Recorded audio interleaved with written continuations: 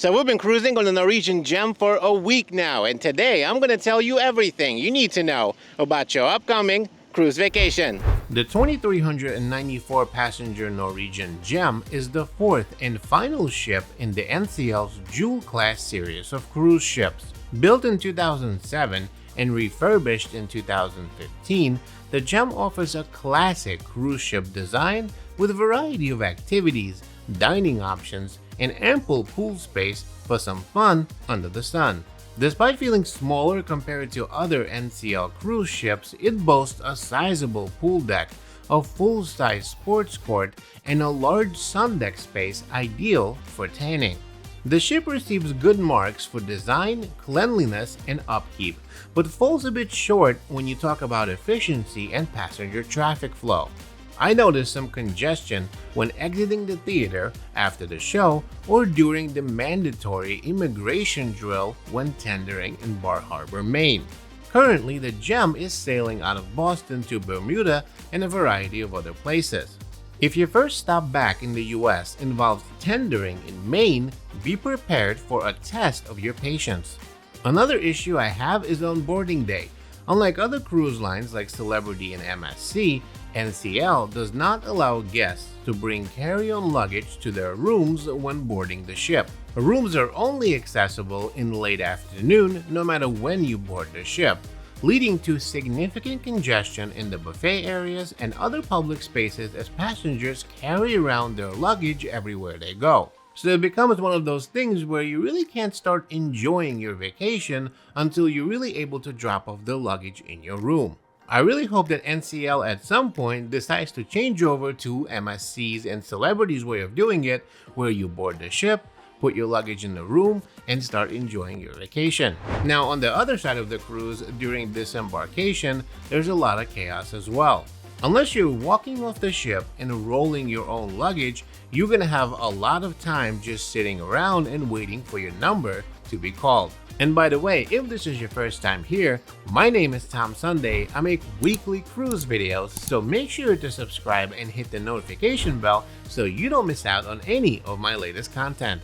Now, the top public spaces on the NCL Gem are very thoughtfully designed. There's a sun deck at the front, the pool area in the middle, and the sports deck in the aft of the vessel. There are 2 pools, 4 hot tubs, 2 bars, and a grill in the center, alongside a full-size sports court, rock climbing wall, and a variety of games in the aft, with the enormous number of loungers in the front on the sun deck.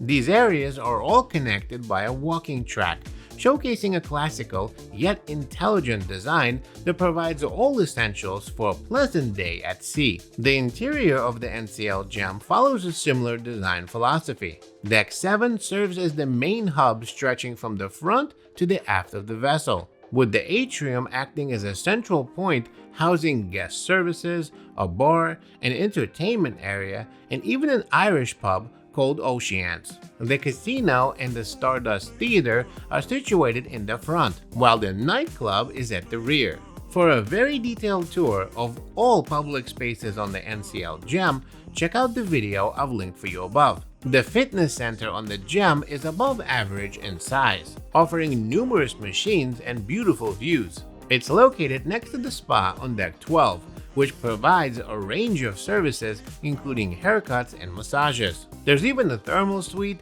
Unfortunately, I didn't have a chance to visit it. Now let's discuss the rooms. The Norwegian Gem offers a variety of staterooms, from inside cabins all the way to suites. I opted for the most budget-friendly option, landing me in an interior room that was less than 200 square feet with significant issues, particularly in the smell and the bathroom placement. The most notable and really troubling problem to me was the exhaust smell whenever the ship docked in port. I mean, you literally could smell exhaust in an interior room that didn't have a window. There was also another issue with a poorly positioned toilet seat. I don't want to go into all of the details. If you want to know more, I'll link a video for you above that showcases my entire problem and experience with this room. Overall, I think that this room, especially the interior room on the NCL Gem, was so substandard that I wouldn't stay there if they paid me. I will give it the lowest score I've ever given to any room on any cruise ship, and that's a 0 out of 10. If you're considering booking an interior room on the NCL Gem, I really advise against it.